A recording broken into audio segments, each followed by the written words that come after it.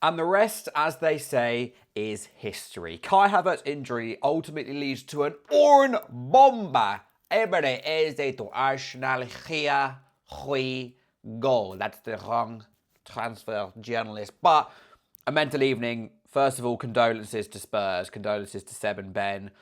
I know they were super gassed about Eze joining, and to not only lose out on a player of Eze's quality, but in the way they did to Arsenal. Pretty freaking bleak. From a Palace perspective, let's get the first thing sorted before we talk about how Eze, I think, will fit into Arsenal's team. I'm a Palace fan. I've watched him for years. I know his strengths and weaknesses. This is a great deal for Palace. First of all, we've gone from getting approximately 55 million quid for him from Spurs, which is, yeah, pretty good, to pretty much the whole release clause, which adds up to 60 plus 8, more or less 70 million quid for a player who is 27. We bought for 15 million pounds, and we've had 5 good years out of, including obviously the FA Cup winning goal. And he scored in the quarterfinal and in the semi-final. As far as we're concerned, this is perfect. We get really good money for him in a time we need money, but we got the best out of him. South London lad.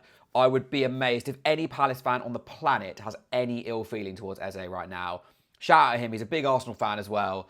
He's got a game against Fredrikstad in the Europa Conference League playoff tonight at Selhurst. I'm going. That'll be Eze's send-off. It's just a really nice way to end his career as ultimately probably Palace's second biggest ever legend on the pitch. I still would have Wilf above him, but he delivered the best moment of my entire life. So shout out Eze.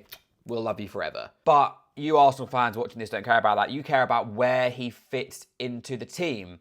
And that is something which I am a little bit unsure on. Now, part of the reason I kind of prefer Eze to go to Arsenal over Spurs is because A, Arsenal are, with all due respect, a bigger club. It's a better advert for playing for Palace if you go to Arsenal than Spurs. Arsenal are more likely to win the Premier League.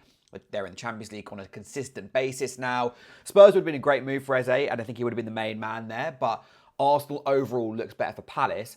For Eze, I think Arsenal looks, well, it depends how you look at it. At Spurs, he would have been one of the main guys, and I think he would have been valued a lot more by their fans. I know that they were really, really excited at the prospect of Eze coming to play for them. And even though he would be the main guy, there's less scrutiny at a club like Spurs. Whilst there's less scrutiny on Spurs in general, there would have been more pressure on Eze to deliver as their main guy. He goes in there and is the one who's driving those attacks. And we'll get onto this in a bit, but I do think Eze is like slightly overrated. And I love Eze. And everyone who has Eze at their club should love him. He is a fucking unbelievable bloke who I will forever cherish at Palace. But I don't think he's quite as good as people think he is. I think at Arsenal, obviously, there's more pressure at him to be good because he's playing for Arsenal. But equally, he can be more of like a high-level utility player, kind of like a Trossard-y person, where ultimately he goes into that team now, which we can have a quick look at now. And attacking-wise, he is still behind Saka. He's behind Odegaard. He's probably behind Gyökeres in terms of pressure to deliver for the team right now. I think a lot of people expect Arsenal to set up like this, all right? Everyone knows that they needed a left winger. They have now gone and signed Eze, who for Palace played as a left 10. So effectively in this little pocket here. Can Eze play on the left wing? Yes. Is he a left winger? No. And how Arsenal play does concern me a bit about getting the best out of Eze, because I've watched him for 5+ years and he has played all of his best football mainly in the 10, or at least in the little half space here. He is not a touchline winger, and he never has been a touchline winger, and when he has been forced to play there for Palace, it has limited him. But Eberechi Eze is not a touchline winger, and I will put that out there so many times. England have used him there a lot too, and it's frustrating because you're limiting his best game. That doesn't mean it won't work having him in that position, but they need to think about the players around him in order to utilise that. And it's mainly, to be honest, how the left back is used. Now, let's look at the right-hand side and what works on the right-hand side when you have Odegaard and Saka having their nice little combinations here is, I'm going to draw the triangle because everyone knows they have a nice little triangle. This works. And I think Arsenal's biggest problem for a good couple of years now, basically since Martinelli went off the boil, is how can they replicate that on the other side? Because Arsenal are very lopsided. Now, they might not. They might not try to replicate that on the other side and go and keep it focused down the right-hand side and leave the left for isolation. Because in reality, in here, with Rice, Calafiori and Eze, God, I've got all the tactics things out now. You've got three players, particularly in Rice and Eze, who are very good one-on-one at like beating people, at carrying the ball. And maybe the plan is still to suck all of the play this way and leave these three, mainly these two, can I adjust the oval? I'm not even going to try, to take opportunity of space. But if they don't do that, then the triangle has to be based around what Eze's strengths are, which is operating in this space. So let's start with Eze there. You then need someone to provide width. Calafiore can do that. I think potentially that's why he is playing at the start of the season over Lewis Skelly, who is obviously favouring coming inside. You need someone to hold width. And if Eze is going to play to his best of his ability, he has got to do that. And then you have Declan Rice, who is really good at defending in transition. And then it looks like that. And all of a sudden, Calafiore can go up there. Rice can stay in this little area here. And look, he can push on sometimes. He can drive with the ball sometimes. And it will be flexible. But mainly, this allows Eze to operate round here. And he can obviously go that way. He can go this way. He can shoot. And whilst Gyökeres looks a bit isolated in this particular position, how do I get rid of stuff? Because this is very messy already. Whilst Gyökeres looks very isolated in this position, he's kind of good at that, right? He's good at being a bully at, in transition, he's really good at being by himself and being isolated. And I think if you can get these little triangles working here, then you've got Zubamendi, who's really good at just dictating everything, and he can control the game from the middle of the park. And Gyökeres can just get on the end of these various combinations. My concern is that Arsenal won't change their system for Eze. And to be clear, I don't think Eze is a good enough player for a team like Arsenal to go and change their whole system around. Because I love him, as I said. I can't tell you how much I love Eze. He's not Ronaldinho. There is a reason he played at Palace for 5 years. And that's because he's flawed. And every footballer is flawed. The way people speak about Eze is that he's not flawed. He is, a bit.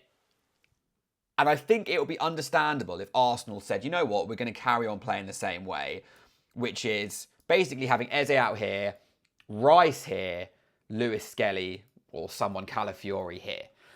Now, I know this isn't exactly how they set up against Man United, but it is basically how Arsenal play. By putting Eze out here, you are immediately limiting him, all right? Because he is not that quick. He is very, very smooth on the ball and he can dribble very well. And I think his attacking output stats would show that. Looking at this here, successful take-ons, obviously 87 percentile, really good. Takes lots of shots too. And that's another thing too. If you put Eze out on the left wing, then you're immediately limiting him because what he loves to do is shoot.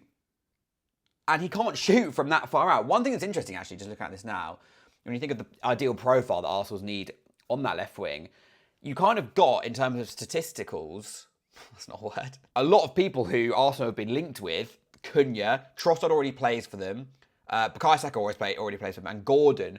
That's a lot of profiles that Eze can kind of cover. It's just the running. It's the running and the pace that makes me think Eze at Arsenal is not a perfect fit for an out-and-out left winger. Now, you might go, oh, Arsenal spending money again. If I was Arsenal, I would still go after a left winger. They obviously won't because they've got Eze now.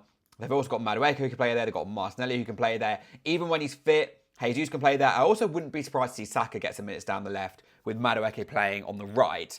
But I think this is what they will do when everyone's fit. It sounds like a really nuanced and boring and pedantic tactical point. But the difference of output you will get from Eze from putting him here compared to putting him here will be massive. The reintegration of Calafiore as someone who I think will be Arsenal's first choice left back this year gives me great hope that Eze will be in a position more like this than like this. I know Calafiore likes to be in there, and also he can play centre-back, which kind of makes you think he's not going to be a Milos Kerkez, if you like, overlapping left-back. But he can do it a lot better than Lewis Skelly. And I think Calafiore being up here, Declan Rice doing what he does best too, which is sweeping up the transitions, and Eze being in this little pocket here, being able to shoot from 25, 30 yards and bang it in the top corner, that makes Arsenal scary. That makes Arsenal scary, and it makes Arsenal balanced. But will they use him like that? I don't know. There's obviously a chance also that Eze will not play on the left wing. I don't think that will happen, but there is a chance that instead of Eze being there, he'll be here, maybe in games where Arsenal are anticipating having more of the ball. Declan Rice can get a rest, which he's not really had. And then you can play someone like Martinelli out on the left. And Eze then has complete freedom as the left 8. I mean, as a left 8, Eze would be fantastic. He is not brilliant defensively, but he does his defensive work. And he's more than happy to drop very deep to come and get the ball, which I think would help Arsenal in the build-up. Maybe even means you could bring Declan Rice in there, and then Arsenal probably look a bit more balanced then when Zubamendi's not playing. What he ultimately gives Arsenal is flexibility. And Arsenal, I think, have lacked flexibility a bit over the past few years. But they've got now a player who can play left 8, can play left wing, don't think he should play left wing in that way, or as like an inside forward. And he can also play on this side too. I wouldn't recommend playing on this side, but he could. You know, if Odegaard ever has prolonged periods out and Arsenal want someone with a bit more experience than Waneri or Dauman, Eze could do that job. It wouldn't be the same to the same level, but he could definitely do it. All in all, I think this is a really good move for Palace. First and foremost, it's a player who was going to leave, who was going to go to Spurs. We're now getting more money for him and he's going to a bigger club. And that's objectively good for us. I think it's a great move for Eze. He gets to go to a team where he supported them his whole life. It's kind of a nice full circle moment for him as someone who played for Arsenal when he was younger and got released from their academy.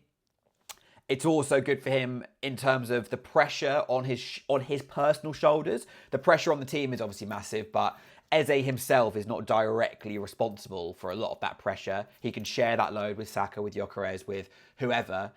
And it's a good move for Arsenal if they use him correctly. I just have doubt whether they will do what I think they should do, and that is play him inside, have an overlapping left back, because it's not what they did last year with Martinelli. If they do that with Eze, Arsenal will be a tough team to play against this year. I had them to win the title at the start of the year. This Eze signing only elevates them. And let's make that clear. It's not like Arsenal were looking like they were going to go and buy Rodrigo. Everything had gone a bit quiet. And I think getting Eze isn't going to stop them doing anything else that they would have done. I think it would have been Eze or nothing. They've got Eze. So ultimately, that's a very good thing. Anyway, Eb, shout out. You'll always be in our Palace fans' hearts. Arsenal fans, let me know how you think you will use him this season in the comments down below. Subscribe if you're new around here. Follow my other socials. And I'll catch you next time. Dankeschön.